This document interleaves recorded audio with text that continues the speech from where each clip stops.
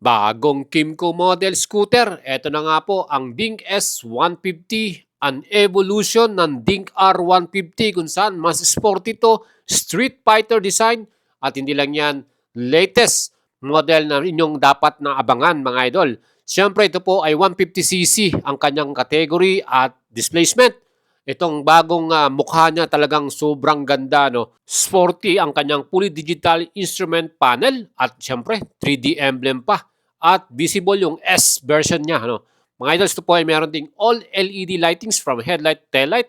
At ang kagandaan dito, yung bagong flat footboard design nito. Kung saan mas marami na tayong space para sa ating cargo. So may mga dala-dala tayo, mas convenient at comfortable sa ating rider yan.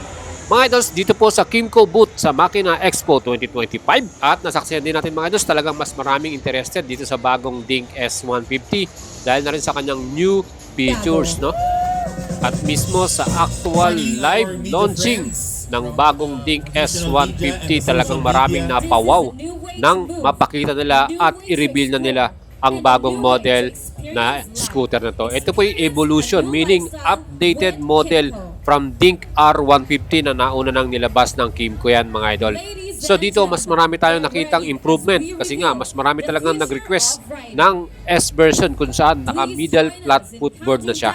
So mas prepare ng mga Pinoy yung merong ganong gulay board, ano. Siyempre mas marami tayong space, yung mga cargo natin, yung mga dala-dala natin, mas convenient sa atin na dalhin to at siyempre mas maganda kung ganyan yung ating gamit na scooter. Sa ngayon kasi mas flexible at mas multi-purpose yung bike mo at mas in or mas tinatangkilik sa market ang mga ganitong klase, no. Mga idol, andito tayo ngayon sa Makina Expo 2025, new model Dink S150. Nice. Kuha natin. Wow. So ito na yung bagong model Dink S150, brand new headlight design at nakagulay board na. Ibig sabihin may middle floorboard na tayo, mas convenient para sa atin. At meron na rin siyang hazard light nandito sa ating right handlebar. So yan yung mga tatlong features na makikita mo ngayon sa bagong Dink S150. Ang presyo nito 142,000. Pwede, murang-mura, di ba? So this is it, mga idol. 2025 new scooter from Kimco. Improved Dink model na to. New headlights, gulay board, and hazard light. Yan po yung tatlong features na bago. And mga idols, pinakauna nating napansin dito, yung bagong headlight in design ng ating Dink S ay kapareho ng exciting BS400, yung headlight design niya. So para ka na rin naka-exciting BS dito, di ba? Pero ito yung smaller version. Mas aggressive at mas sportier yung kanyang headlight design, di ba mga idol? Para sa akin, panalo. Pagdating naman sa ating chassis, ang ating front suspension dito ay gumamit sila ng telescopic forks and large diameter naman yung kanilang suspension na yan. Tingin ko talagang maganda rin ang kanyang magiging handling. At ako pansin pa yung kanyang red-colored na caliper mga idol. Yan po ay equipped din ng anti-lock braking system sa ating front brake. Solid yung kanyang stopping ability mga idols, ano? With red-colored caliper na yan. Maangas tignan, di ba mga idols? Very sporty. Ang kanya namang pinaka-wheels ay naka-bronze color.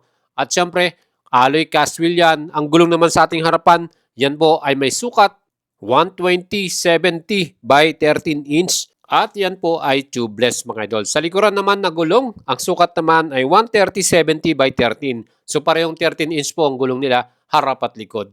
Para naman sa ating engine type, yan po ay merong total displacement 149.8cc, fuel injected, liquid cooled 4 valves at single overhead camshaft with max power 11.2 kilowatts at max torque 13.2 Newton meters. Ito po ay Euro 5 standard at syempre CVT transmission. Reliable at high performance po pagdating sa mga Kimco models, ano, maaasahan natin yan. Well, para naman sa ating suspension sa likuran, yan po ay naka-dual shock absorber, heavy duty. Kita nyo kung gaano kataba yung kanyang spring na ginamit dyan. At syempre, yung ating namang braking power sa likuran, yan din po ay naka-disc brake. Equipped din to ng anti-lock braking system.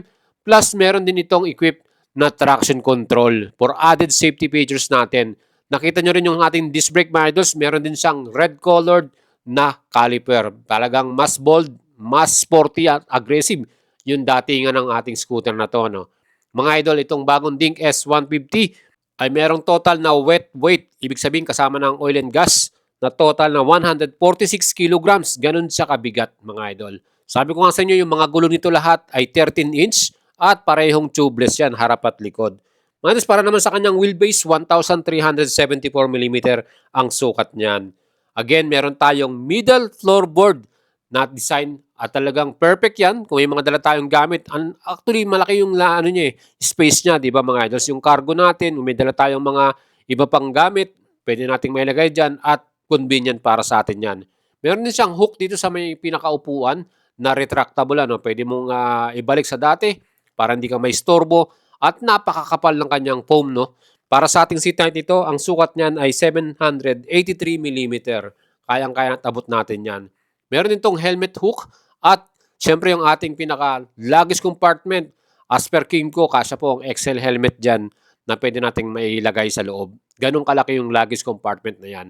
Again, multi-purpose ang ating pinaka-keyless system dahil nandyan na rin yung bukasan ng seat at yung ating pinaka-fuel cup. Again, meron tayong mga bulsa rito. Pwede nating lagay yung mga small belongings natin. Ano? Pwede nating iwanan sa loob dahil may cover dito sa right side. Ano? At nasa left side naman yung ating front fuel na may meron namang gas capacity na 7 liters. Ang kanilang estimated or average fuel consumption, 40 km per liter. Nasa gitna naman yung ating USB charger. Yan po ay fast charging. Kaya talagang hindi na malolobat ang ating smartphone na daladala. No? Siyempre, meron tayong pinakabulsa dyan. Pwede nating ilagay yung cellphone habang nagcha-charge tayo. Pagdating naman sa ating handlebar, talagang pag sinabi mong Kimco, quality lahat ng mga switches and button yan. At ang kagandahan dito, meron na rin tayong hazard light. Sa Dink R kasi walang hazard eh. Ngayon meron na yung bagong feature. So meron tayong emergency lights para sa atin.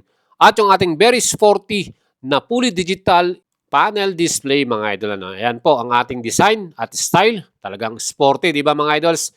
At syempre, yan po lahat ng information ay visible at madali nating makita. Again, yung ating keyless system, meron pang backlight yan. At yung kanyang muffler design, aba talagang maporma din, di ba mga idols? Ano pang hinihintay ninyo?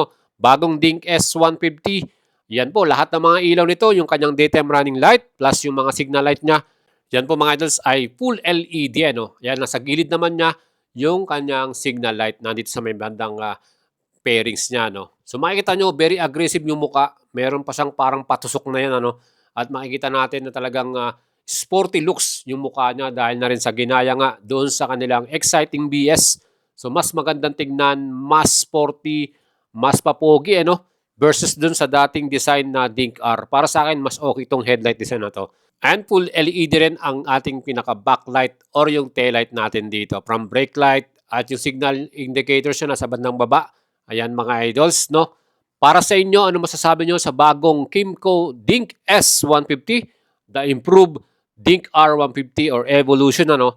Para sa akin, mas okay dahil na rin sa kanyang magandang mga features na binago. At mga idol, ang SRP po nito ay 142,900 pesos at ang kulay na available, gray, white at black color. Yan po yung ating abangan sa mga Kimco Lifestyle Bike Store.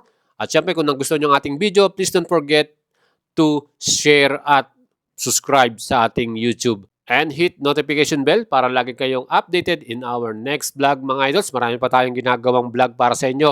At kung gusto nyo bumili ng bagong motorsiklo, big bike man yan or small bike, let me know para matulungan natin kayo. Alagang Boyet, subukan nyo yan mga idols. Super legit at mabilis ang transaction.